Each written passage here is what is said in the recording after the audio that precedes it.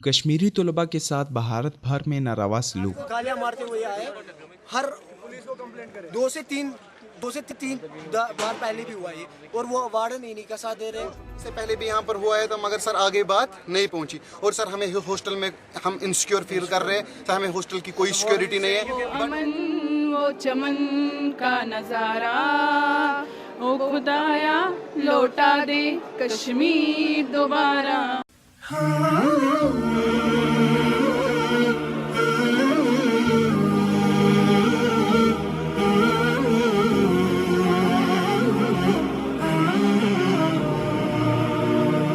ہر سال 3000 کشمیری طلباء تعلیم کے حصول کی خاطر گھر سے نکل کر بھارت بھر کا سفر کرتے ہیں، مگر گھر چھوڑنے کے بعد یہ طلباء ہندو انتہا پسندوں کے ہاتھوں اکثر زبانی یا جسمانی تشدد یا نفرت کا سامنا کرتے ہیں، اپنے گھروں کو تنہائی پسند اور خوفزدہ نفسیاتی مریض بن کر لوٹتے ہیں۔ کشمیریوں کے خلاف ہندو تعصب نیا نہیں، اور شمالی بھارت میں رہائش پذیر نوجوان کشمیریوں سے گفتگو کے بعد اندازہ ہو جاتا ہے کہ بھارت بھر کے ہندوؤں میں برہان وانی کی شہادت کے بعد کشمیر میں ابھرنے والی نئی تحریک سے کشمیر مخالف جذبات میں کس قدر اضافہ ہوا ہے، جس کے ابھارنے میں ایک بہت بڑا کردار بھارتی میڈیا کا بھی ہے۔ بھارت میں بی جے پی کی فتح اور مودی کے برسر اقتدار آنے کے بعد قوم پرستی کی ایک نئی لہر اٹھی ہے، جس کے نتیجے میں وادی کشمیر سے تعلق رکھنے والے کشمیریوں کے خلاف تشدد اور سیاسی کشیدگی اس وقت بھی ایک مستقل خطرہ ہے، جبکہ یہ لوگ کشمیر میں موجود نہیں۔ شکیب اشرف کو یونیورسٹی ہاسٹل میں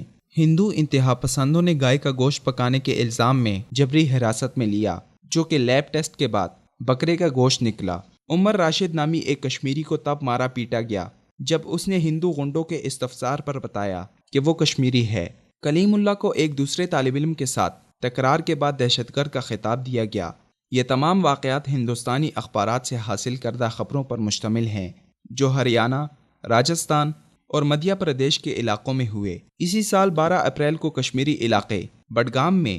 ایک سی آر پی ایف کے جوان کی کشمیری نوجوان کے ہاتھوں پٹائی کی ویڈیو سوشل میڈیا پر وائرل ہو گئی، جس کی ہندوستان بھر میں مذمت کی گئی۔ اس واقعے کے چند دنوں بعد راجستھان کے علاقے چتوڑ گڑھ کی میور یونیورسٹی کے 8 درجن کشمیری طلباء کو مقامی بازار میں لاٹھیوں اور ہاکیوں سے دہشت گرد کہہ کر پیٹا گیا، جن میں سے 3 شدید زخمی ہو گئے۔ متاثرین میں سے ایک کے روم میٹ نے بتایا کہ ان کشمیری نوجوانوں کو جب زخموں سے چور ہسپتال لے جایا گیا تو ایک مشتعل گروہ نے وہاں بھی ان پر حملہ کر دیا۔ ان کشمیری لڑکوں کو ان کے والدین نے پیلٹ گنوں اور گرفتاریوں سے بچا کر کشمیری ریاست سے باہر تعلیم کے حصول کی خاطر بھیجا، مگر ان کی جانیں کشمیر سے باہر بھی محفوظ نہیں۔ عام ہندوستانی ریاست کشمیر کا سفر بہت کم کرتے ہیں، اس لیے انہیں کشمیر کی اصل صورتحال اور وہاں کے مسلمانوں پر روا ظلم و ستم کا صحیح ادراک نہیں، اور نہ ہی وہ کشمیریوں کے مسائل سے واقف ہیں۔ وہ وہی کچھ جانتے اور سمجھتے ہیں جو بھارتی میڈیا انہیں دکھاتا یا سمجھاتا ہے۔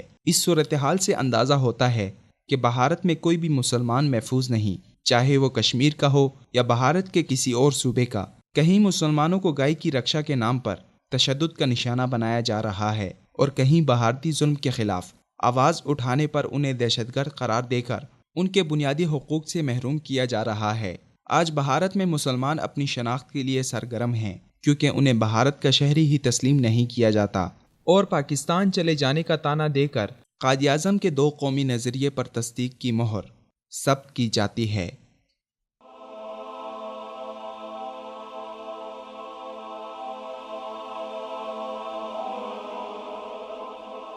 ایمان